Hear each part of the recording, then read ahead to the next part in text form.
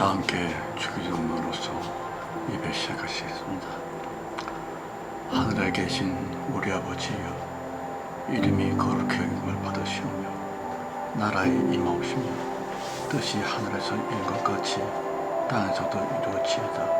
오늘날 우리에게 일용할 양식을 주옵시고 우리가 우리에게 죄 지은 자를 사하여 준 같이 우리의 죄를 사하여 주옵시고 우리를 시험에 들게 하지 마옵시며 다만 악에서 구하옵소서. 나라와 권세와 영광이 아버지께 영원히 싸움나이다. 아멘. 500장 찬송입니다. 500장 찬송.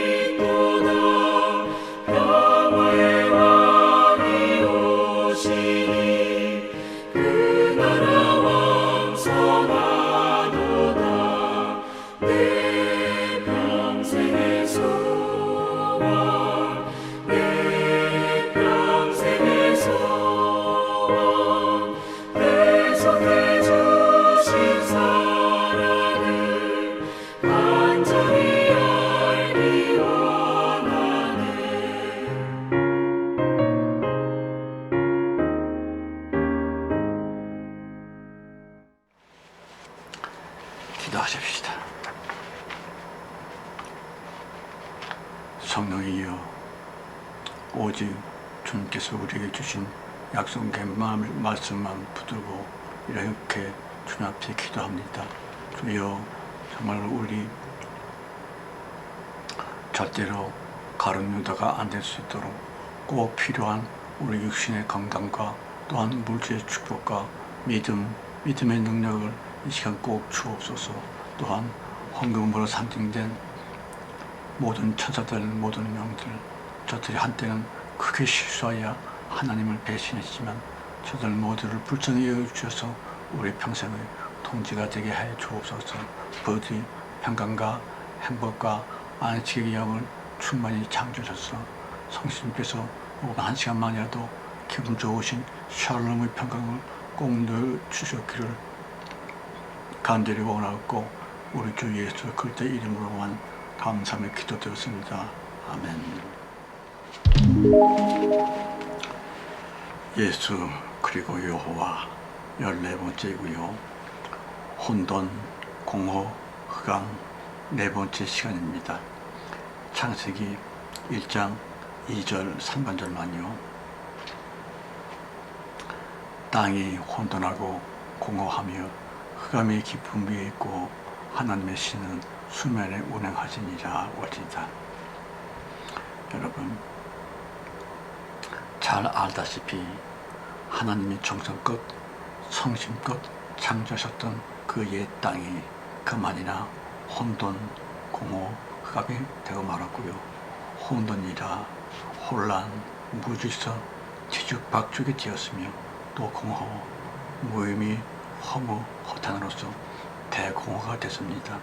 특별히 흑암이라니 이는 마치 시커먼 바다 전체가 부글부글 울컥울컥 끝도 없는 절망이며 꿈 전혀 없는 큰 절망으로서의 거대한 대흑암이 되었다니 대체 무슨 뜻일까요? 하나님이 창조하신 그 옛 땅의 사람들 모조리 혼돈, 공허, 흑암이라고 하는 이상한 인격들의 괴물들로서 변질되고 말았구면 한 것이옵시다. 그런데 도대체가 어떻게, 왜, 언제부터 첫 세계 사람들 모조리 그리 되고 말았을까요? 물론 사탄 마귀 때문에 그렇게 됐지만 그렇다고 해서 어느 날 갑자기 확 저들의 본질이 인격이 성격이 변질됐다기보다는 차라리 서서히 악화되다가 결국은 그 모양으로 된 것이 아닐까 하는 것입니다. 사무엘하 11장 말씀에 보면 다윗 왕과 요부 바세바의 만남이 나옵니다.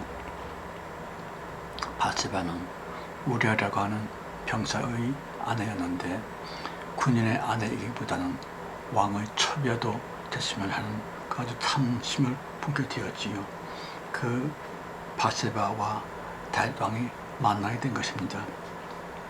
당시에 다윗 왕은 인생 최절정기에 있었고 중동 아시아의 맹주로서 모든 나라로부터 조공을 받을 만치 대단한 화려한 삶을 살고 있었습니다. 그런데 어느 날부터인가 점점 게을러지더니만 그 이상하게서리 다윗 왕의 생활이 몹시 루즈해지고 말았으며 옳시다. 가령 늦지막히 일어난다거나 낮잠 실컷 자고서 저녁쯤에 일어나서 어슬렁어슬렁 침실 위에 배란 따주면서 느적느적 거닐곤 한다랄지 인생 최고의 절정기에 다윗은 확실히 사람이 변하고 맙니다. 가령 모든 군사들은 전장에 나아가 죽기 살기로 싸우고 있었건만 당연히 선두에 서서 총사령관으로서의 왕됨의 본분을 다해야 됨에도 불구하고 다윗 왕은 그 최전성기에 가장 중요한 때에 바세바라고 하는 요부를 만나다니 대체 그 만남은 어떻게 이루어진 것일까요? 대간절 누구의 허물일까 하는 것입니다. 오늘 본문에 그 옛 땅 옛사람들 모조리 급사를 맞고 저주를 받아 멸망하고 말았습니다마는 그것은 대체 어쩌다가 그리 되었는지 루셀이라고 하는 요물 때문이었을지 혹은 옛 땅의 사람들이 우선 먼저 사탄 루셀에게 틈새를 주었던 것은 아닐까 하는 것입니다. 여러분 사무엘하 11장의 그 바세바가 먼저 다윗 왕을 꼬셔서 무너뜨렸다기보다는 그렇습니다. 다윗의 심히 느슨해진 그 짬을 통하여 악녀 곧 루셀의 모형인 바세바가 침투한 것이 아닐까 하는 것이었습니다. 아무튼 그는 다윗 왕의 통태 및 일가를 치밀하게 관찰해보고 있었음이 틀림이 없습니다. 다윗왕의 하루 일과 중 언제쯤에는 이렇게 또 언제는 저렇게 이라고 하는 왕의 일상을 면밀하게 살핀 후 그 요구 바세바는 말입니다. 저녁 늦지막히 잠자리에서 일어나려고 하는 왕의 버릇을 간파한 것 같습니다. 그리하여 어슬렁어슬렁 거리고 있는 다윗왕의 그 늘어지곤 하는 바로 그때에 왕을 의도적으로 미혹하기 위해 아니 글쎄 다윗의 침실이 있는 바로 그 앞에다가 목욕탕을 그것도 노천으로 짓게 됩니다. 아무요 바세바의 계획적인 수작이었음이 틀림이 없겠으리. 아시다시피 목욕탕이라고 하는 것은 당연히 은밀한 것임에도 불구하고 완전히 오픈된 그곳에서 매우 교태스럽겠으리. 바로 다윗왕이 늦지막히 일어나서 어슬렁거리는 바로 그때 하필이면 바세바가 목욕을 하고 있었다니.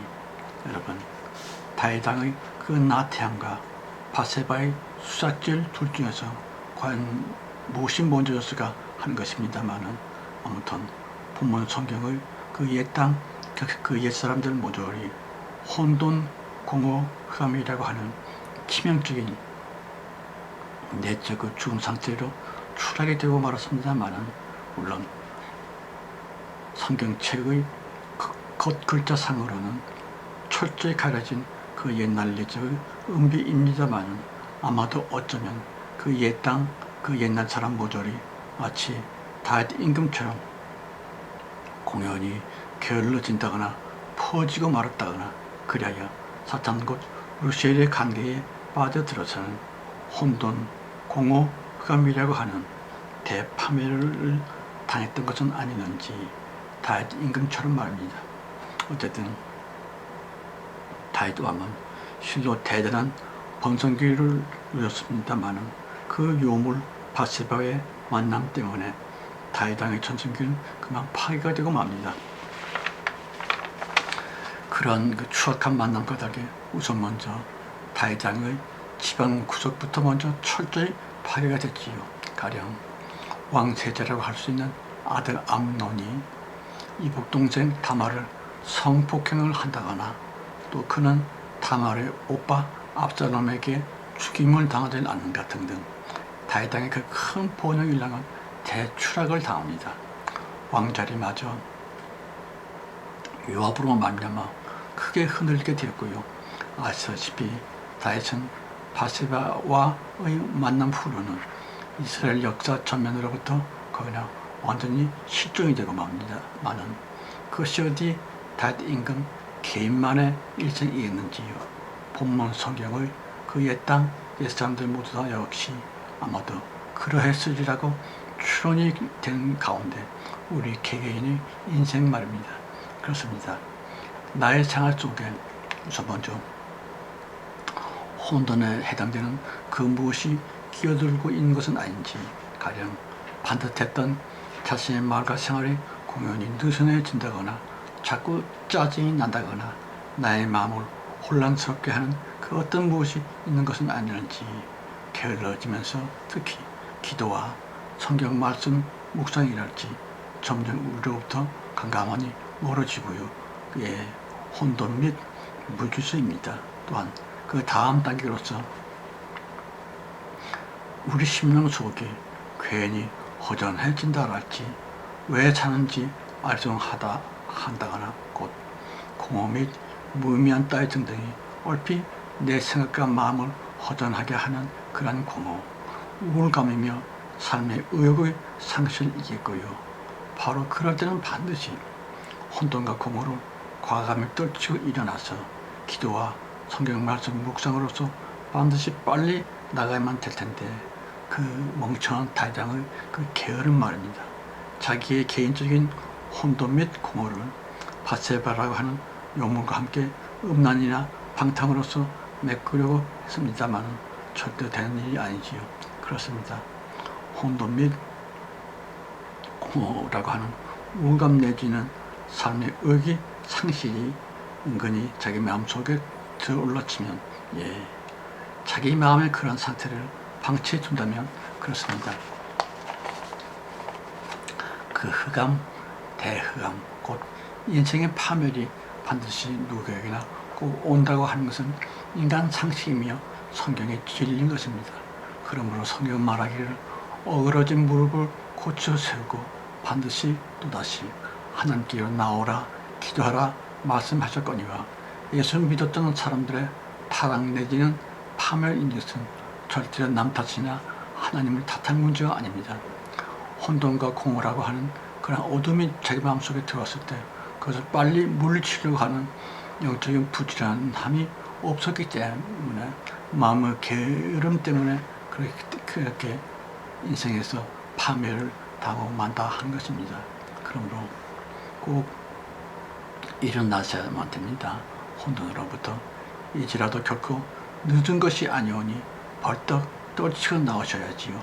그 공허로부터 그리하여 귀신의 습격이며 사탄의 저주이고 대흑암이며 파멸을 당하지 않고서 말입니다. 다시금 새로운 본연과 아름다운 축복을 꼭 누릴 수 있게 되기만을 간절히 바랍니다.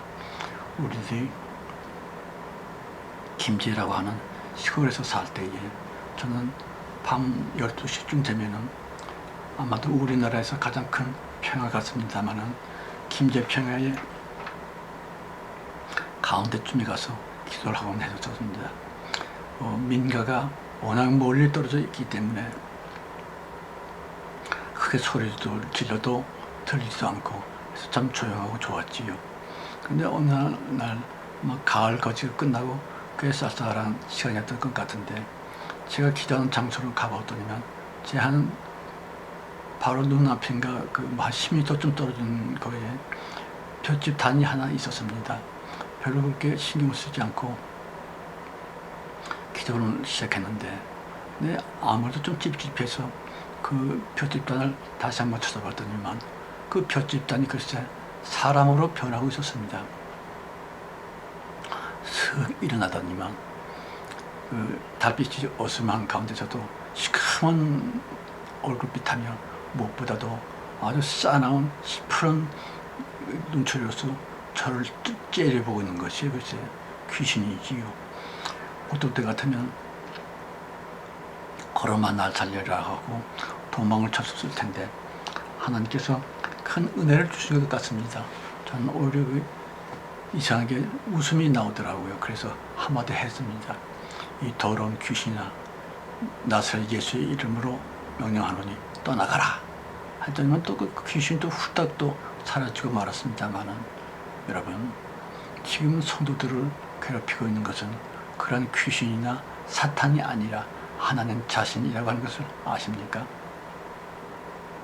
주님께서 사도들을 통해서 성경책에 기록하신 이런 말입니다. 반드시 불심판이 온다.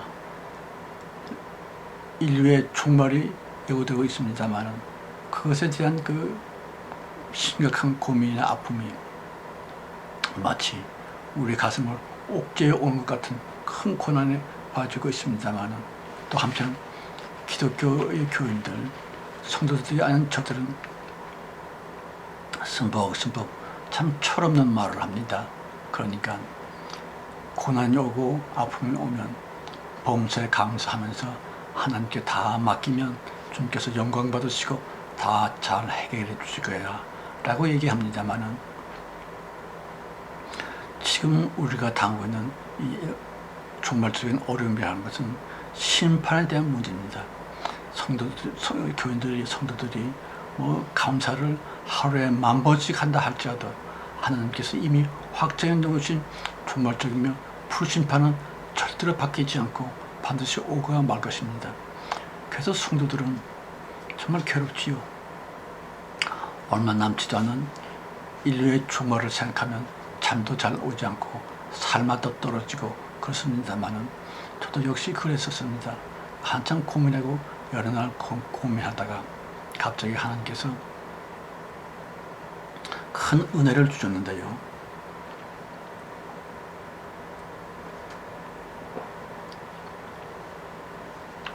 불과 며칠 전에 마태복음 11장 12절 말씀을 주셨습니다. 세례 요한 때부터 지금까지 천국은 침노를 당하니 천국을 침노하는 자는 빼앗느니라 라고 하는 말씀을 주셨습니다. 대체 무슨 뜻입니까? 창세기 32장에 보면 야곱이라는 사람이 나옵니다. 잘 아시다시피 야곱은 아주 못된 인간이지요. 자기 아비와 형을 속은 것이만이 아니라 그는 20년이 넘도록 늙은 아비인 이삭을 한 번도 찾아뵙지 않았습니다. 심지어는 자신을 그렇게도 사랑해줬던 엄마 리브가가 죽었는데도 그 장례식에도 가지 않은 아주 그런 불효막심한 사람이었습니다. 또 주님은 그때까지 주님께서 그 야곱에 대한 징계와 심판을 미뤄두신 것 같은데 그날도 역시 야곱은 말입니다.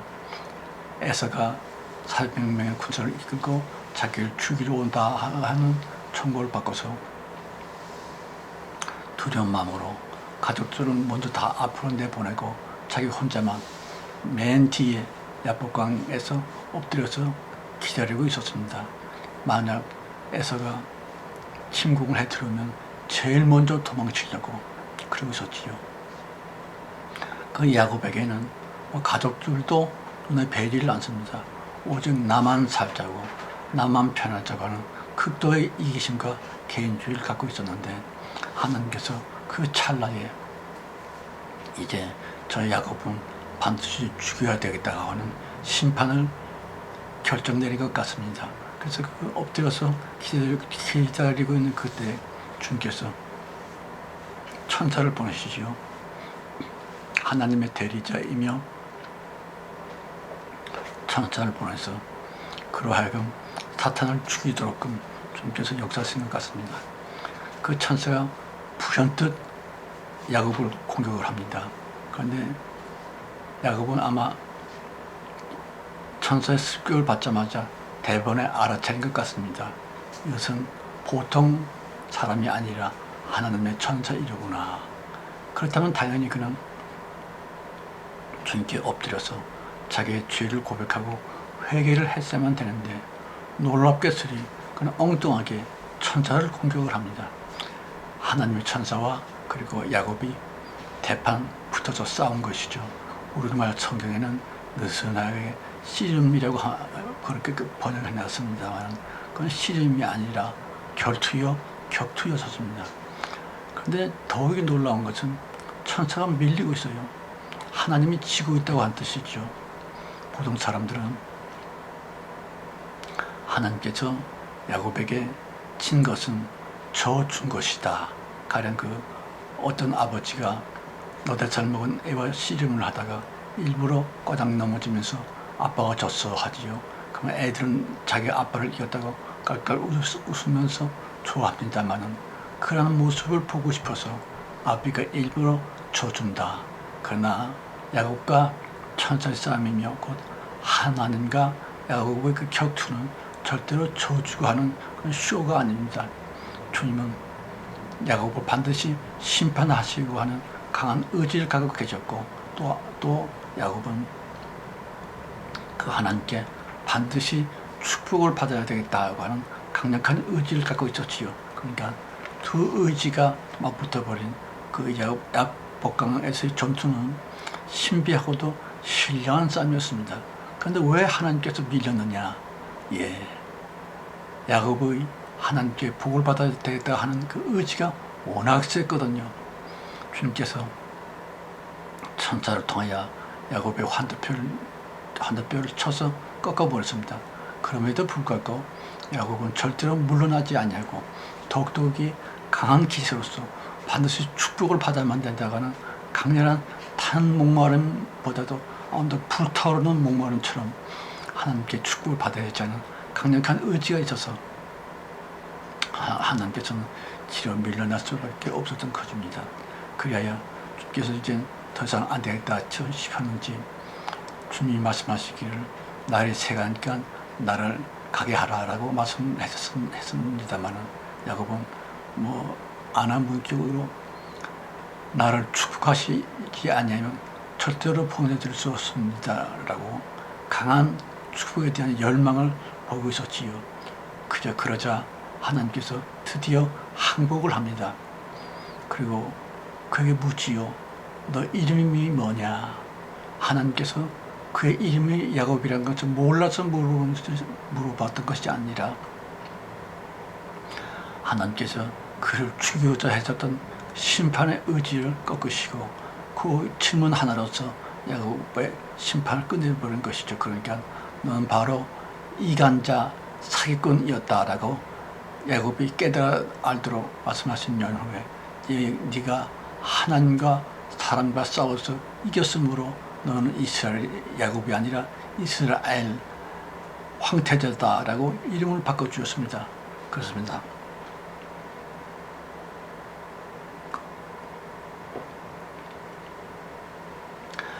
야곱이 변하여 이스라엘이 됐지요. 존재적인 변화이며 그야말로 대축복입니다. 그런 그 창세기 32장의 면면들을 살펴보면서 우리들이 바로 해야 될 기도도 바로 그것이로구나. 무서워 떨지 말고 불심판을 두려워하지 말고 반드시 우리도 야곱처럼 하나님께 과감하게 대들어야 되겠다는 것입니다. 대체 하나님께 대든다는 것이 무엇일까요? 불경하다, 참남하다 한 것이 아니라 주 예수의 보혈 공로로 말미암아 우리들은 하나님의 자녀가 되었고 하나님은 주 예수 그리스도의 보혈의 영광으로 인해서 우리들의 아버지 하나님이 됐습니다. 따라서 하나님이 아버지 하나님이신데 자녀들이 좀 죄를 짓기로서니 그 자녀들을 불러 태워 죽이는 불심판은 절대로 하지 않는다, 할 수 없다 하는 것이 옳으시다. 그러면 우리는 더욱 담대하게 하나님께 예수 보혈의 그 영광을 계속 주장하야만 됩니다. 예를 든다면 사망아 너희 이기는 것이 어디 있느냐 따지. 불심판아 너희 이기는 것이 어디 있느냐. 사망아 너희 쏘는 것이 어디 있느냐. 불심판아 너희 쏘는 것이 어디 있느냐 이라고 하나님께서는 우리 아버지이시기 때문에 절대로 불심판을 안 했을 것이다, 할 수 없다 하는 것입니다. 만일 자녀가 죄를 좀 짓고 보기 싫다고 해서 불러 태워주는 하나님이라면 그것은 하나님이 아니라 사탄이죠. 우리들이 이런 담대한 마음으로서 비록 성경책에 기록되어 있는 불심판이라 할지라도 우리는 예수 보혈의 그 영광을 높이 찬송하면서 주님 앞에 담대히 나가야 됩니다. 떳떳하게 하나님께서는 절대로 우리의 아버지이심으로 자녀들이 우리를 불러 태워 죽이는 그런 불심판을 절대로 하지 아니하실 거라 하는 담대한 마음으로서 나가면 됩니다. 예, 옳은 소리옵시다. 오직 예수의 피로, 예수의 피로, 예수의 피로서만 지금은 속히 오실 우리 주 예수 그리스도의 은혜와 아버지 하나님의 그 놀라우신 사랑 충만함과 창세 이전 우리를 선택해 주셔서 최고의 대봉 때 높이 들어 쓰고 계시는 성령님의 내주 내지하심, 특별히 우리의 전 존재를 끝까지 영원히 지켜주시고 보호해 주심과 또한 그 어마어마한 대축복이 우리 모두와 우리 어린 것들 우리들의 간절한 기도 제목 위에 이저 영원히 충만하여 주셨기를 오직 예수의 피로서만 간절히 축원드리옵나이다. 아멘.